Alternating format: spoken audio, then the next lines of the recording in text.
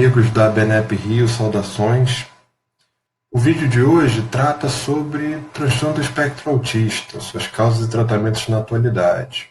Nosso objetivo é fazer um grande panorama sobre tratamentos, sobre causas, sobre conceitos, sobre neurobiologia, epidemiologia do autismo nos dias de hoje. Esse vídeo ele é direcionado tanto para pais e cuidadores de crianças com autismo, como também para profissionais de saúde que lidam com essa população. O primeiro ponto importante é que nós façamos uma conceituação sobre o transtorno do espectro autista, e que a gente chama de transtorno do espectro autista, que é diferente do que se falava antes de 2013. Entre 94 e 2013, nós tínhamos em vigência o DSM-4, e o autismo fazia parte dos transtornos invasivos do desenvolvimento, assim como o Asperger, o Rett, enfim, todos faziam parte dos transtornos invasivos do desenvolvimento. De 2013 para cá, essa subclassificação ela desapareceu, com uma maneira de dar uma forma de dar uma maior abrangência ao diagnóstico, e tudo passou a ser chamado de transtorno do espectro autista. A síndrome de Rett saiu disso, mas o Asperger, por exemplo, continua, só que dentro do transtorno do espectro autista. Não se usa mais o termo Asperger de maneira separada, ele é um termo que caiu em desuso. Muitas vezes ainda se usa como uma forma de fazer o paciente entender do que se trata, porque é um termo consagrado, mas tecnicamente ele de forma isolada não existe mais. Tudo agora a gente chama de transtorno do espectro autista. O que a gente tem observado nos últimos anos é um aumento astronômico do número de crianças com o transtorno do espectro autista. Nós passamos de 1 para 150 no ano 2000 para 1 para 59 em 2014. Em 15 anos, um aumento brutal do número de casos, sem uma causa específica para isso.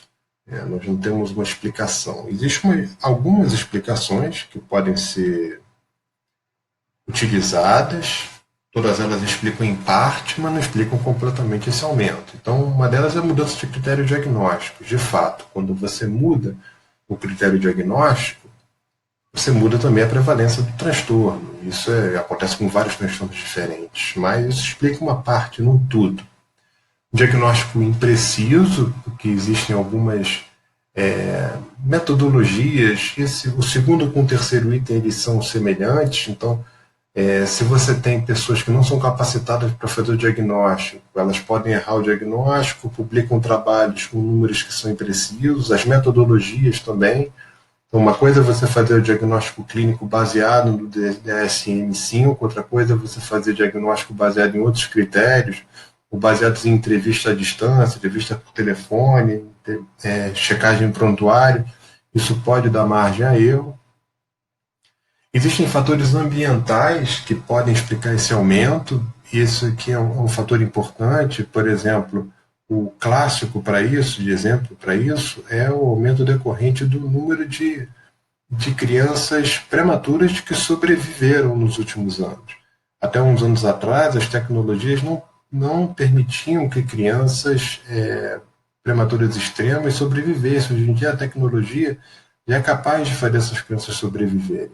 Isso é uma coisa muito boa, mas tem um preço, que é o fato de ter aumentado o número de crianças com autismo. Isso é um fator de risco.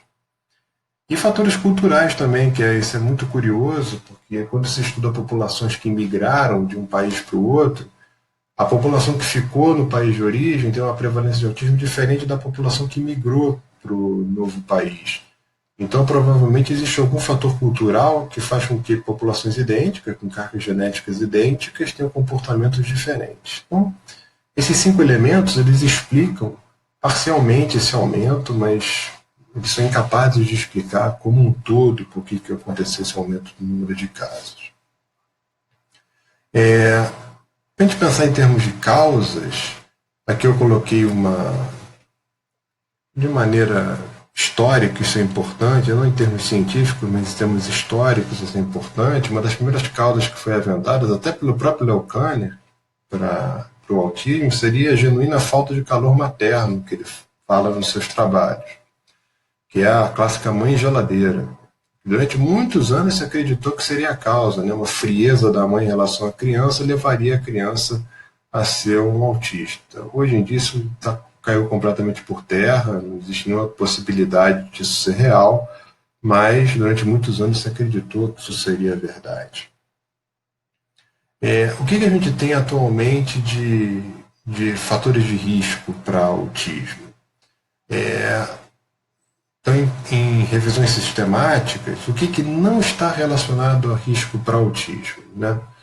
Vacinação, tabagismo materno, reprodução assistida e exposição a timerossal. Já se acreditou que isso fosse capaz de causar autismo, mas hoje se sabe que não é verdade. Isso não causa autismo. Em relação à vacinação, esse é uma questão que na sociedade ainda está muito impregnada, embora já se saiba que isso não tem nenhuma importância, isso continua sendo muito dito. Esse aqui é o trabalho original, que foi publicado no Lancet em 98, então já faz mais de 20 anos que esse trabalho foi publicado, ele continua repercutindo até hoje, o trabalho do Wakefield, em que ele coloca que a vacinação MMR, que é a tríplice viral, causaria sintomas de autismo nas crianças. Esse trabalho foi publicado na Lancet, não foi em qualquer revista, foi numa senhora revista. E isso trouxe uma repercussão muito grande na época de que essa vacina poderia ser a causa do autismo. E depois de alguns anos descobriu-se que era uma fraude, o trabalho era fraudado. Os autores que assinam com o Wakefield, eles confessaram que os dados foram todos manipulados, depois se descobriu que tinha uma rede de financiamento de entidades anti-vacina que financiou o trabalho, e eles todos admitiram que os dados foram manipulados, menos o Wakefield. O British Medical Journal, em 2011, fez um editorial muito duro em relação ao Wakefield, para tentar, de uma vez por todas, colocar esse assunto, finalizar o assunto, dizer, olha, isso é fraude, isso não tem base científica. E o que eles colocaram? Né? Quem cometeu essa fraude? Não há dúvida de que foi o Wakefield. Isso tudo é traduzido, obviamente. É possível que ele estivesse errado, mas não fosse desonesto, que ele era tão incompetente que foi incapaz de escrever o projeto de maneira justa, de relatar com precisão mesmo um dos 12 casos das crianças? Não. Então, o painel considerou culpado de desonestidade em relação aos critérios de admissão do estudo e seu financiamento pelo Conselho de Assistência Jurídica e suas declarações sobre o assunto posteriormente. E o Wakefield perdeu a licença médica dele.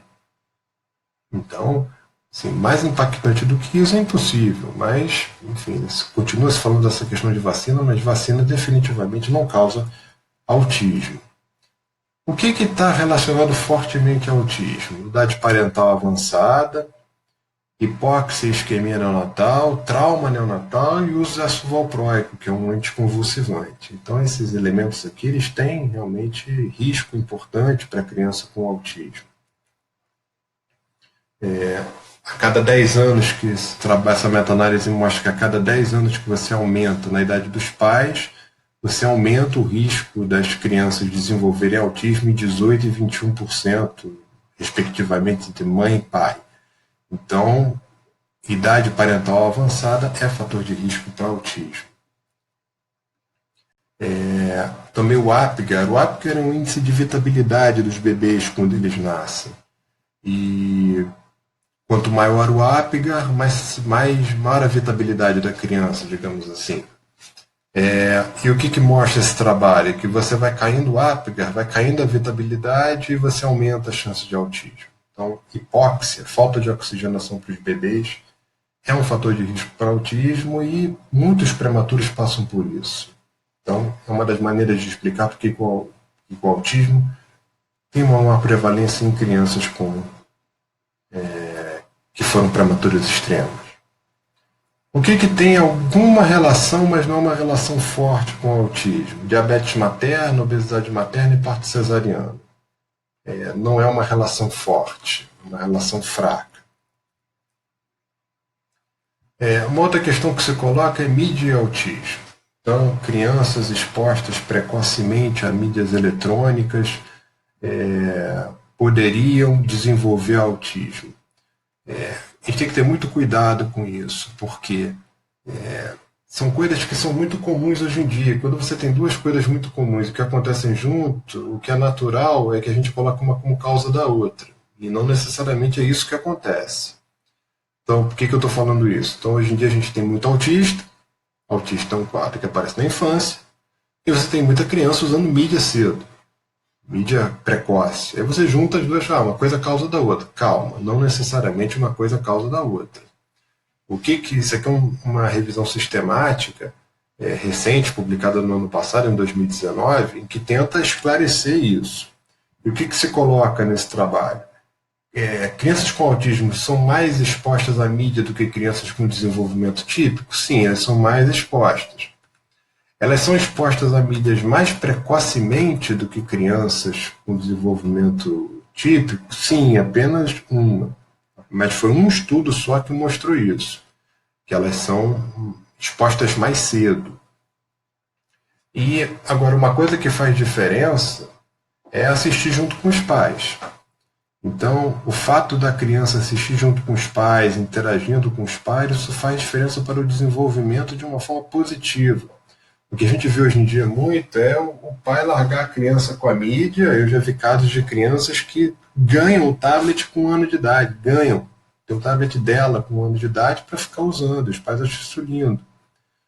E deixa a criança com o tablet e vai seguir a vida. Isso traz um dano imenso.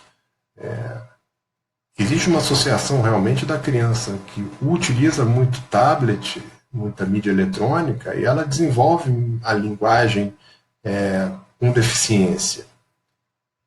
Isso pode gerar autismo? Ainda não se sabe, não se tem certeza disso.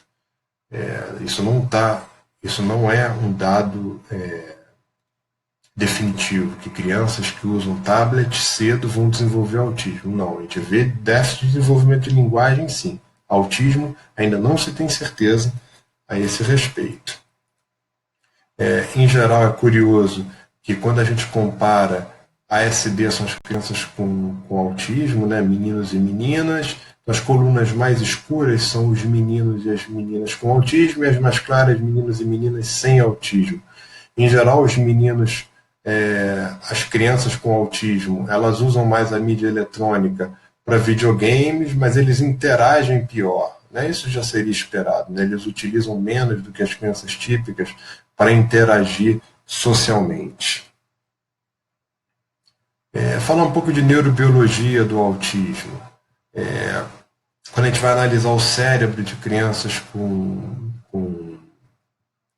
autismo, a gente vai analisar o tamanho dos neurônios, a quantidade de neurônios e também a bainha de mielina, a espessura dos neurônios, é diferente de crianças com e sem autismo. Então, quando a gente vai ver o número de neurônios, é diferente em várias regiões. Então, quando a gente compara criança com autismo e criança do grupo controle, é diferente em várias regiões. Então, no córtex pré-frontal, dorso-lateral, mesial e total, as crianças com autismo, em geral, elas têm uma maior quantidade de neurônios. Eles têm mais neurônios e organizados de maneira diferente. Então, não só eu tenho uma maior quantidade, como a organização, a estruturação desses neurônios, ela é diferente de crianças que não têm autismo.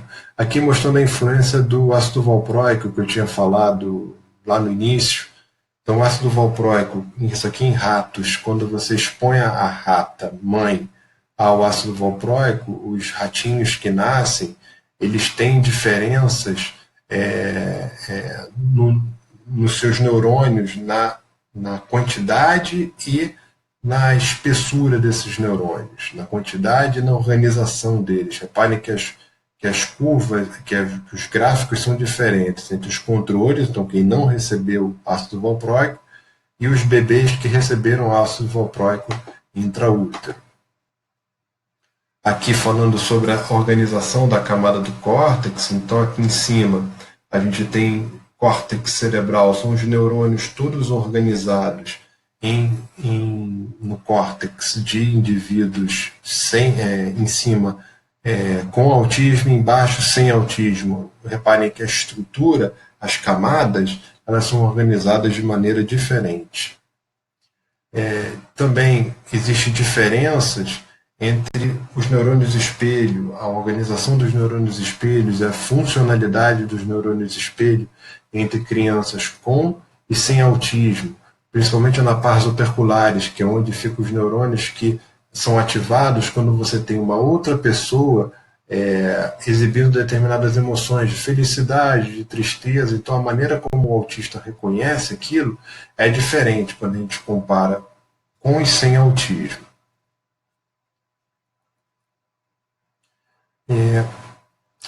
Uma outra questão que é bastante importante, que tem sido cada vez mais estudada, é a relação do papel do sistema imune e o desenvolvimento de autismo. Então, já se estuda na mulher grávida que existem fatores infecciosos e fatores não infecciosos que fazem com que sejam desenvolvidos no sangue materno anticorpos contra os neurônios do bebê. Isso pode ser desencadeado por fatores infecciosos ou não. Então, a mãe é infectada por um determinado vírus, determinado agente, e com isso ela produz anticorpos contra esse agente, e esses anticorpos também penetram a barreira placentária e vão atingir os neurônios do bebê e fazem com que ele possa desenvolver quadros de autismo.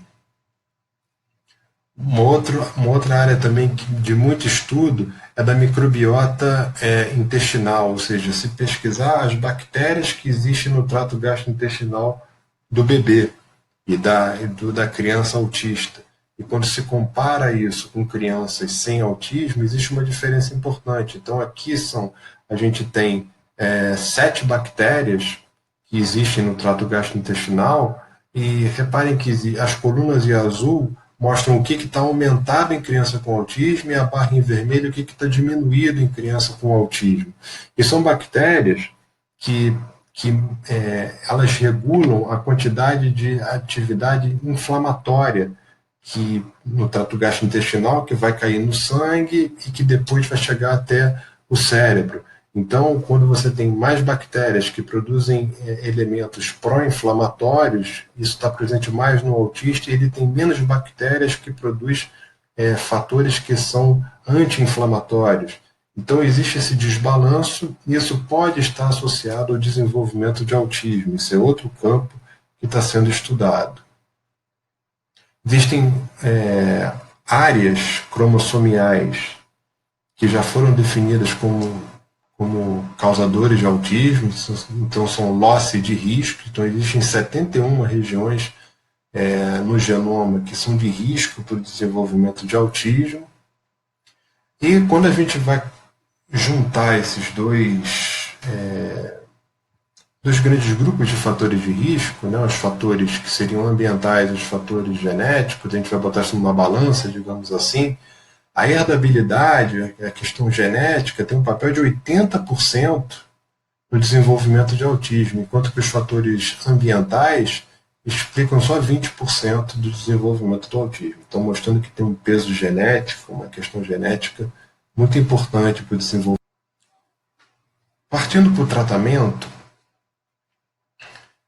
falando do tratamento agora, existem alguns objetivos que precisam ser alcançados quando a gente trata crianças com autismo. E são 3 objetivos principais. O primeiro deles é minimizar os principais sintomas de autismo, que são o déficit de interação social e o comportamento restritivo e estereotipado. Esse é o primeiro elemento que a gente tem que buscar no tratamento de criança com autismo. Em segundo lugar, da independência para essas crianças. Isso é uma queixa que os pais têm sempre, que os pais ficam muito preocupados, independência. Em terceiro lugar, minimizar os comportamentos que são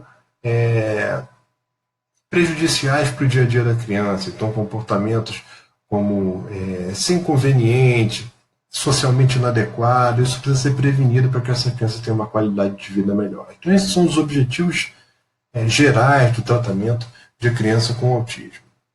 E como que se pode atingir isso? O core, o principal do tratamento do autismo, são as terapias comportamentais. Isso é o que a gente considera mais importante para tratar o autismo. Existe um medicamento que pode ser utilizado para tratar o autismo somente de maneira pontual. Então, daqui a pouco a gente vai falar sobre o tratamento medicamentoso. Então, eu posso usar um medicamento para tratar um sintoma que seja disfuncional.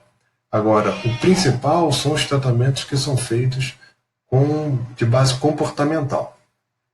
Então, se a gente pegar os dados do CDC, agora de 2020, ele coloca, principalmente, dos tratamentos comportamentais, o ABA, que é a análise do comportamento aplicado.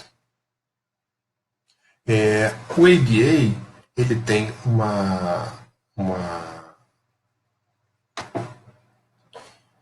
Bom, partindo agora para o tratamento do autismo, a gente precisa ter sempre em mente que são 3 os nossos objetivos principais para tratar crianças com transtorno do espectro autista. O primeiro deles é minimizar os déficits que a gente chama de core, os déficits principais do autismo, que são déficit de interação social e de comunicação e o comportamento repetitivo e estereotipado. Então, os sintomas cardinais do autismo.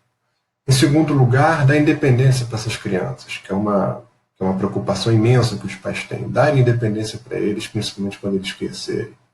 Em terceiro lugar, eliminar os comportamentos que são inadequados desses pacientes. Alguns pacientes com autismo, às vezes, fazem perguntas que são socialmente inapropriadas, são muito repetitivos, isso precisa ser trabalhado nas terapias. Então, esses são os 3 objetivos principais. Para se atingir esses objetivos, o que a gente tem principalmente são as terapias de base comportamental. A gente pegar os dados do CDC, o que é recomendado agora em 2020 são os tratamentos comportamentais. Remédio pode ser utilizado? Sim, mas são utilizados de maneira pontual e não de maneira generalizada. Eles podem ser utilizados para tratar alguns sintomas, e a gente já vai falar sobre isso. Bom, então em termos de tratamentos comportamentais, o que nós temos aqui do lado esquerdo são diversos tipos de tratamento. Ali em vermelho nós temos o ABA, que é a análise do comportamento aplicada. Então esse é o tratamento que tem maior número de trabalhos evidenciando a sua eficácia. Uma ressalva que é importante fazer é que o ABA não é um método de intervenção. O ABA faz parte da ciência do aprendizado. Então, como é que ele funciona? Todos esses tratamentos de intervenção que estão do lado direito, aqui em azul, eles são tratamentos que são feitos baseados no ABA. O ABA é uma ciência do aprendizado. Então, o terapeuta ele vai analisar o comportamento da criança, ver o que está em excesso e ver o que está em déficit. Então, se a criança tem um excesso de comportamento repetitivo, estereotipado, e o que ela tem de déficit? De comunicação visual, de contato social. Então, ele vai colocar esses elementos na balança, vai avaliar o peso de cada um deles, então ele está fazendo uma análise e vai direcionar para o tratamento. O tratamento ele vai ser feito, idealmente, com os métodos de intervenção que se baseiam no ABA. Então, nós temos aqui, por exemplo, o DTT, o Denver, o PRT, que são métodos que são todos baseados no ABA. Agora, eles têm diferença entre si. Existem alguns que são mais estruturados e outros que são menos estruturados. A gente pensar, por exemplo, o DTT é um método que ele é baseado no ABA, mas ele é muito estruturado. Ele pode ser utilizado em sala de aula, pode ser utilizado com grupos grandes de crianças, mas ele tem alguns problemas, que é o fato de que ele utiliza materiais que não são necessariamente familiares para crianças, ou pode causar estresse na criança. Então a criança pode não render tão bem. Então ele é uma das desvantagens. Por outro lado, ele tem a vantagem de que ele oferece muitas vezes a mesma tentativa para a criança atingir um determinado objetivo. E ela vai ser premiada no final. Então ele tem algumas vantagens e tem algumas desvantagens. Existem os métodos naturalistas. O Denver, por exemplo, é um deles, o PRT é outro, em que você utiliza o próprio interesse da criança para, a partir daí, você criar um gancho e fazer com que a criança atinja o seu objetivo, que pode ser, por exemplo, montar um quebra-cabeça, pode ser montar uma determinada estrutura de Lego. Então, eles são métodos que eles são mais naturais, eles são mais generalizados, isso é uma vantagem deles. E são, por exemplo, o Denver, ele tem uma eficácia muito grande. Existem diversos trabalhos mostrando em diferentes culturas como ele pode ser benéfico. Agora, ele tem que ser utilizado desde cedo, de maneira intensa e principalmente até 4 anos de idade.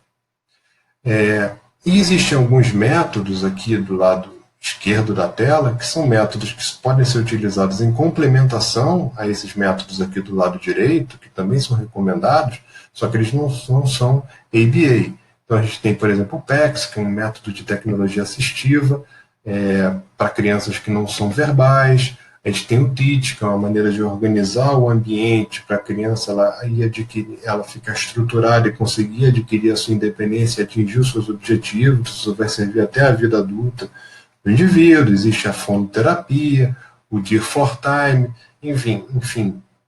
São muitos métodos que são utilizados, são comportamentais e podem ser utilizados em casos individualizados e particularizados. Em termos de medicação, nós temos 5 grandes grupos de remédios que podem ser utilizados. E como eu já falei anteriormente, de maneira pontual. Então, os antipsicóticos, os exemplos clássicos, risperidona, haloperidol, aripiprazol, eles podem ser utilizados quando a criança tem sintomas de agressividade, de agitação intensa, que vai prejudicar as terapias, por exemplo, ou colocar a vida da criança e dos seus pais e cuidadores em risco. Inibidores seletivos de recaptação de serotonina, quando a criança tem um comportamento compulsivo muito grande, então muita estereotipia ela pode utilizar, quando a criança tem uma ansiedade grande, os sintomas de depressão. Alfa-adrenérgicos também para criança agitada, também pode ser utilizado, criança com dificuldade de sono.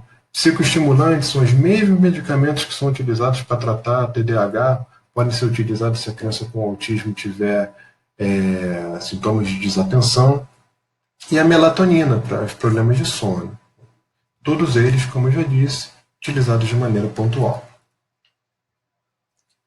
Algumas dietas específicas que trazem polêmica, também precisam ser mencionadas. Uma delas é a dieta cetogênica. A dieta cetogênica ela tem um papel muito importante em alguns transtornos, como epilepsia de difícil controle, e existem estudos dela em pacientes com autismo. Ela só não pode ser utilizada de maneira generalizada, porque não existe evidência de que ela vai funcionar em todos os pacientes com autismo, que todos eles vão ter benefício com ela. Ela é extremamente restritiva. O objetivo dela é fornecer energia para esses pacientes por uma outra via. Porque você pega numa dieta cetogênica, o que você faz é fornecer proporcionalmente maior quantidade de gordura e de proteína e menor de carboidrato. Então, por que teoricamente ela poderia funcionar em pacientes com autismo? Porque alguns pacientes com autismo têm déficit de funcionamento da mitocôndria, que é uma organela produtora de energia, e também tem um desbalanço na sua quantidade de alguns neurotransmissores, como por exemplo o glutamato, que é excitatório. E a dieta cetogênica ela aumentaria a quantidade de GABA, que é inibitória. Então você teria um maior balanço de neurotransmissores excitatórios e inibitórios. Mas repito, ela deve ser, como ela é muito restritiva, socialmente é ruim para a criança, é difícil de ser feita, ela tem que ser utilizada em casos selecionados, por exemplo, uma criança com epilepsia de difícil controle e transtorno do espectro autista. A dieta livre de glúten e caseína, outra polêmica imensa. Por que ela poderia ser usada? Porque existem algumas teorias que dizem que o trato gastrointestinal dessas crianças tem uma maior permeabilidade a partículas de glúten e de caseína que seriam quebradas parcialmente. Isso entraria na circulação e atingiria o sistema nervoso central e faria um desbalanço na quantidade de receptores opioides. Isso faria com que a criança tivesse déficit de interação social. Então essa seria uma das explicações para se utilizar essa dieta. Agora, ela também não pode ser utilizada de maneira generalizada. O que se recomenda hoje em dia é que ela seja utilizada apenas em crianças que tenham, por exemplo, doença celíaca, que não pode comer glúten. Agora, ela não pode ser utilizada para todas as crianças de forma generalizada, porque não existe nenhuma evidência de que ela vai funcionar. São dietas muito restritivas, que trazem impacto social e impacto financeiro para as famílias. Então, de forma alguma, pode ser utilizado de forma generalizada, apenas em casos muito selecionados. A própria Sociedade Brasileira de Pediatria já se posicionou num documento de 2017 sobre isso. Então, essas dietas, elas trazem rejeição social, estigmatização, dificuldade de socialização e integração, com potenciais efeitos adversos no doença em questão. E as evidências de melhora são muito fracas. E os estudos têm falhas metodológicas que impedem conclusões definitivas. Então, não pode ser utilizado de forma generalizada. Uma última polêmica que é importante mencionar é o canabidiol. O canabidiol, ele já foi... Existem alguns trabalhos falando que já se viu esse filme anteriormente, Existem algumas pessoas que vendem o canabidiol, vendem a ideia do canabidiol como sendo um milagre, que cura o autismo. Isso é um absurdo colocar esse tipo de colocação. Não se fala isso porque não existe nenhuma evidência de que o canabidiol vai curar o autismo.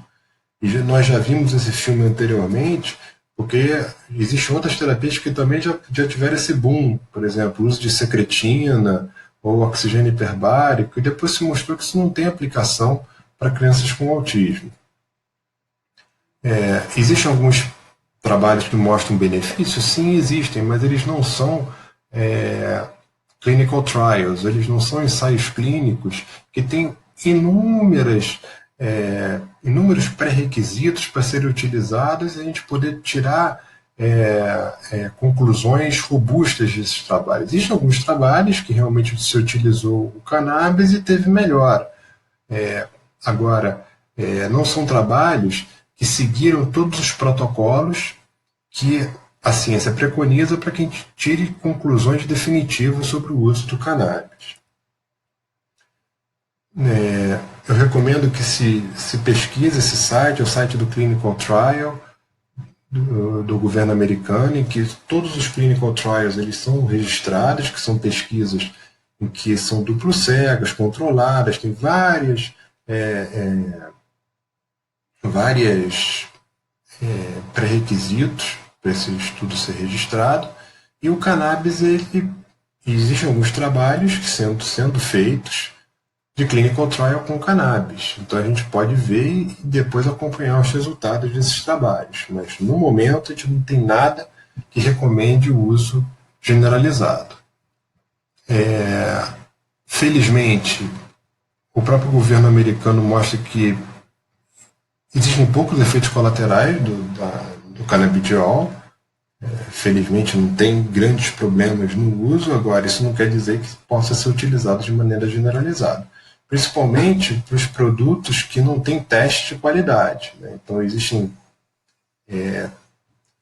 alertas do governo mostrando que existem produtos que vendem canabidiol que não é puro e que podem ter produtos tóxicos associados.